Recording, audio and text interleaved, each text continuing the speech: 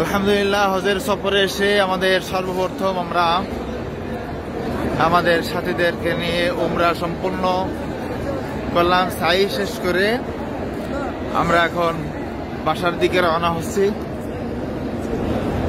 আমাদের সাথীরা উমরা শেষ করে এখন বাসার দিকে রওনা হচ্ছে। এরপর মাথা মুন্ডিয়ে আমরা গোসল সেরে সবাই বিশ্রামে যাবে।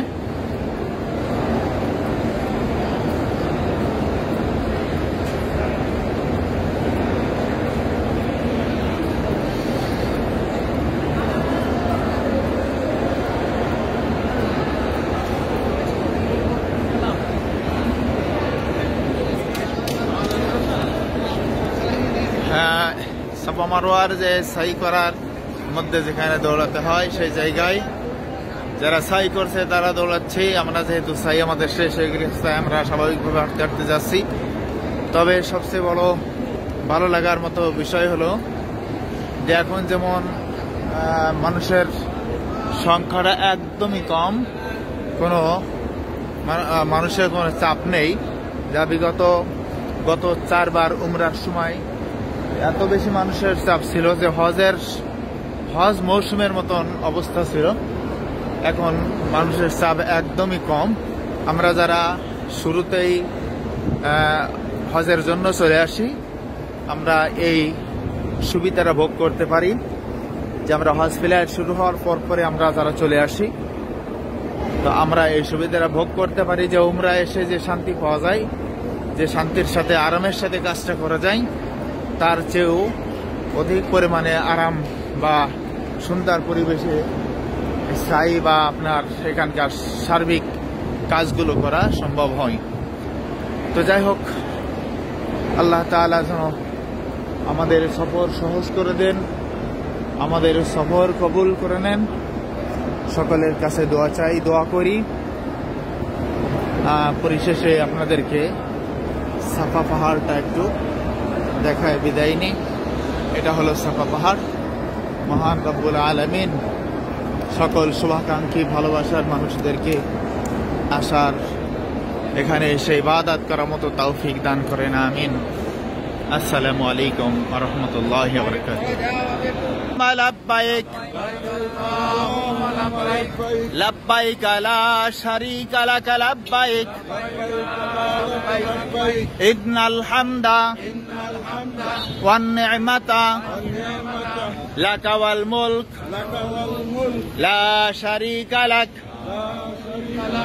আল্লাহুম্মা লব্বাইক লব্বাইক লা শারীকা লাক লব্বাইক ইন্নাল হামদা ওয়ান নি'মাতা লাকা ওয়াল মুলক। আসসালামু আলাইকুম ওয়া রাহমাতুল্লাহ। আজ 2024 সালের হজ যাত্রীদেরকে নিয়ে আমরা জাবালে আবু কুবাইসের নিকটবর্তী হয়েছি। তার পদদেশে এসে রাসূলুল্লাহ সাল্লাল্লাহু আলাইহি ওয়াসাল্লামের জন্মস্থান যে ঘর, সেই ঘরের নিকটবর্তী হয়েছি। এখানে পাশেই আবু জেহেলের ঘর আছে, আবু জেহেলের যে বাড়ি আমরা জানি, যেখানকার যে স্থানটিকে বাথরুম করে রাখা হয়েছে, টয়লেট করে রাখা হয়েছে। আমরা আমাদের সাথীদেরকে নিয়ে এখানে পরিদর্শনের জন্য আসলাম, জিয়ারের জন্য আসলাম। এই পাশে বাদশার বাড়ি, এটা হলো বাদশার বাড়ি। এখানে সকল হাজী সাহেবরা আসে এবং এখানকার বিষয়াদি তারা কি নসিহত করে এবং এখানকার বিষয়াদি কিছু বলে। আসলে মূলত আমরা আবু জেহেলকে সবাই ঘৃণা করি, কিন্তু আবু জেহেলের কাজকে আমরা ঘৃণা করি না। তো সেই বিষয়ে হাজী সাহেবদেরকে আমরা কিছু তথ্য জানাই এবং বলার চেষ্টা করি যে আমরা অবশ্যই যেন আবু জেহেলের সকল কাজকর্ম থেকে, তার সমস্ত খারাপ কৃতকর্ম থেকে আমরা নিজেরা নিজেকে ফারাক করে রাখতে পারি, এই প্রচেষ্টায় যেন আমরা থাকতে পারি। আজ এই সমস্ত বন্ধু বান্ধব বা যারা আমাদের ভিডিওর সাথে সংযুক্ত থাকেন, তাদের সবার জন্য আন্তরিক দোয়া রইল। আল্লাহ তাআলা যেন জীবনে একবার হলেও এই ময়দানে এখানে আসার মতো সুযোগ, আসার মতো তাও করেন। এই বলে আজকে বিদায় নিচ্ছি। সকলে ভালো থাকেন, সুস্থ থাকেন। আসসালামু আলাইকুম ওয়া রাহমাতুল্লাহি ওয়া বারাকাতুহু। আসসালামু আলাইকুম ওয়া রাহমাতুল্লাহ। আজ 2024 সালের আমাদের হজ যাত্রীদের, মঞ্জুরুল হজ কাফেলার সাথীদেরকে নিয়ে আমরা আরাফার মাঠ জিয়ারের জন্য আসলাম। এটা পুরোটাই আরাফার মাঠের বাউন্ডারি। আমরা আমাদের দুর্বল এবং সব সাথীদেরকে উঠানোর চেষ্টা করেছি।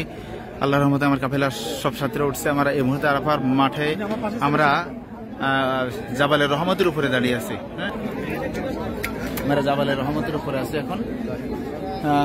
সকলের কাছে দোয়া চাই, দোয়া করি সকল সাথীকে সুস্থতার সাথে সকল কাজগুলো করার তৌফিক দান করেন এবং ইখলাসের সাথে আল্লাহ তাআলা সন্তুষ্ট অর্জনের জন্য যেন সকল বন্দেগীগুলো করার তৌফিক দান করেন। আমিন। আসসালামু আলাইকুম রহমতুল্লাহি ওয়া বারাকাতুহু। আসসালামু আলাইকুম রহমতুল্লাহি ওয়া বারাকাতুহু। আজ 2024 সালের হজ যাত্রীদেরকে নিয়ে আমরা তায়েফ নগরীতে ভ্রমণের উদ্দেশ্যে যাচ্ছি। তবে আজকের ভ্রমণটা অন্য দিন কেসের তুলনায় ভিন্ন। যে তায়েফ থেকে আমরা আরো 70 কিলোমিটার সামনে যাব ওয়াদে হালিমা। এই ওয়াদে হালিমায় আমরা ওখানে যাব, হালিমাতুস সাদিয়া, আর যে বাসা যেখানে রাসূল সাল্লাল্লাহু আলাইহি ওয়াসাল্লামের শৈশবকাল শিশুকাল যেখানে কেটেছে, আমরা সেই এলাকায় যাব, সেই জায়গায় আমরা ঘুরতে যাব। গাড়ির মধ্যে আমাদের সাথে আছে আমাদের চাচা আছে, আলহামদুলিল্লাহ আছে, নাটুর আছে, সাথীরা আছে।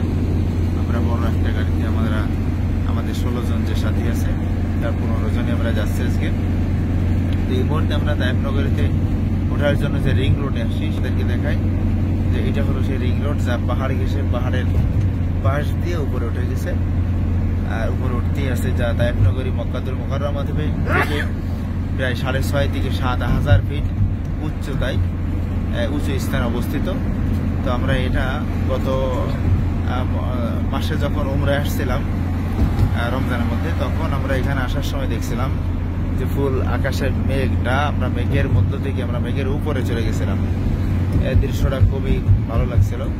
তো আজকে আকাশটা খুব পরিষ্কার, কোনো মেঘ নাই, আজকের পরিবেশটা একটু ভিন্ন। তো যাই হোক আপনাদেরকে দেখাই যে এই যে পাহাড়ের যে চূড়া দেখা যাচ্ছে, এই পাহাড়ের এই চূড়া, এখানে মূলত আমরা একেবারে চূড়া পর্যন্ত উঠে যাব। সূর্য, এই যে পাহাড়ের গা ঘেঁষে রাস্তা উপরে উঠছে তো উঠছে। যাই হোক প্রত্যেকটা কাফেলায় আমরা তাইফে আসি, প্রতিটা কাফেলাই বছরে 5-6 বার করে আল্লাহ তাআলা এখানে নিয়ে আসছে। বিভিন্ন সময় আমরা দেখি বিভিন্ন সফরে যাই, কিন্তু এসব জায়গায় সফরের এর মজাটা আলাদা। কারণ এসব সফরে মানুষের ঈমান বৃদ্ধি পায়, আত্মতৃপ্তির একটা বিষয় আছে। আমরা বিভিন্ন নগ্নতার স্থানে সফর করতে অনেকে পছন্দ করেন, কিন্তু এসব জায়গায় সফর করলে মানুষের ভিতরে ঈমান বৃদ্ধি পেয়ে যায়। আমরা অলরেডি অনেক উপরে উঠে গেছি, নিচেই দেখা যাচ্ছে কিছুটা অলরেডি হাতে উঠে চলে আসছি। অর্থাৎ প্রায় 2500 থেকে 3000 ফিট উপরে এই মুহূর্তে আমরা উঠে গেছি।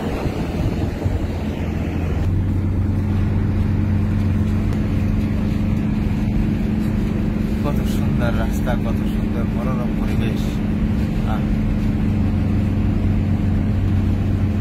আলহামদুলিল্লাহ, শুকরিয়া আল্লাহ তাআলার দরবারে যিনি বারবার আমাকে এখানে আসার মতো, হয়তো সুন্দর পরিবেশে আসার মতো তৌফিক দান করেন।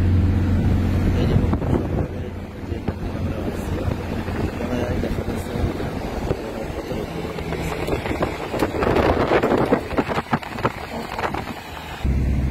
বিদায় নিচ্ছি আজকের ভিডিও থেকে। পরবর্তী ভিডিওটা আমরা ওয়াদে হালিমায় যে করবো ইনশাল্লাহ।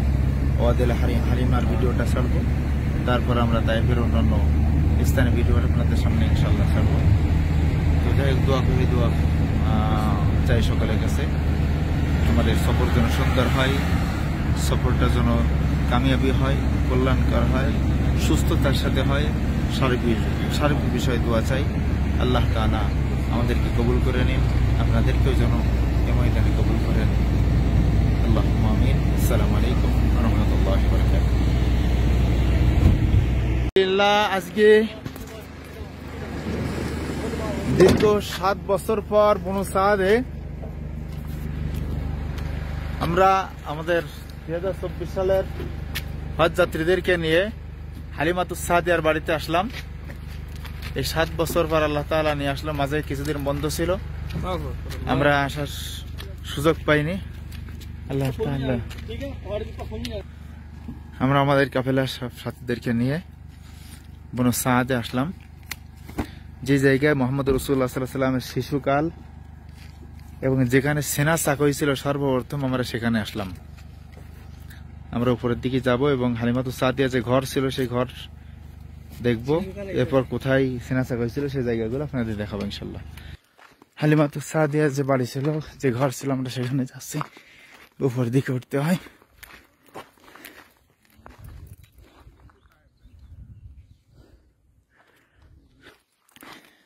আমরা উপরে উঠে আবার নিচের দিকে আসলাম হালিমাতুস সাদিয়ার ঘরটি দেখানোর জন্য। একটু সামনে যাব, একটু সামনে গেলেই হালিমাতুস সাদিয়ার ঘর আমরা দেখতে পাবো ইনশাল্লাহ। এই সে হালিমাতুস সাদিয়া যে ঘর ছিল এখানেই ছিল, আর এই জায়গায় ছিল। এটা আরো পাথর দিয়ে আরো অনেক ঘরের মতন করা ছিল, সেটা ভেঙে ছিঁড়ে ফেলাইছে। হ্যাঁ, অনেকে এসে এখানে নামাজ কালাম পড়ে। আসলে নামাজ কালাম পড়ার কোনো বিধান না, আমরা জাস্ট দেখতে আসলাম রাসূল সাল্লাল্লাহু আলাইহি সাল্লাম তার শিশু অবস্থায় কোন ঘরে থাকতেন, কোথায় থাকতেন, এখানে সেই জায়গাটা। আর বনু সাদের তাদের কবরস্থান ছিল সেইটা, যেটা আছে গোরস্থান। আমরা বনু সাদে এসে হালিমাতুস সাদিয়ার বাড়ি দেখলাম, আমাদের সাথীদেরকে নিয়ে আসলাম। দীর্ঘ 7 বছর পর এখানে আসলাম। জায়গার স্মৃতি হিসেবে, এই জায়গাটা স্মৃতি হিসেবে পাথর দিয়ে কোনো রকম উঁচু করে রাখা আছে, বাকি অন্যান্য নিশানাগুলো নেই। তো আমরা এখানে গিয়ে ঘুরলাম ফিরলাম, দেখলাম। এর দ্বারা আমাদের ইমানের জজবা, ইমান বৃদ্ধি পাবে, সেই আশা প্রত্যাশা রাখি। আল্লাহ তাআলা যেন সকল নবী প্রেমিকদেরকে এই সমস্ত ময়দানগুলো জিয়ারত করার মতো তৌফিক দান করেন। আমিন। আসসালামু আলাইকুম ওয়া রাহমাতুল্লাহি